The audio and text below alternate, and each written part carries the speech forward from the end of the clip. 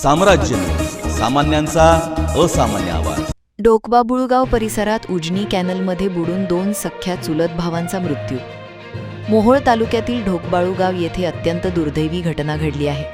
मृत तरुणांची नावे श्रीकांत रोहिताश चोपडा 25 आणि रविकांत हेमराज चोपडा 19 अशी आहेत। दोघेही मूळचे झुंझुनू जिल्हा येथील बडावू गावचे रहिवासी होते आणि सध्या टाइल्स बसविण्याच्या कामासाठी मोहोळ तालुक्यात आले होते।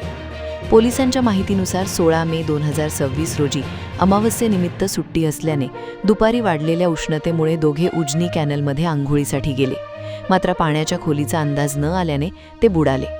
बराच वेळ होऊनही ते परत न आल्याने नातेवाईकांनी शोध घेतला असता कॅनलजवळ त्यांचे कपडे आणि चपला आढळून आल्या।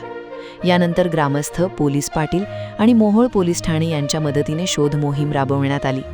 रात्री अंधारामुळे शोधकार्य थांबवावे लागले।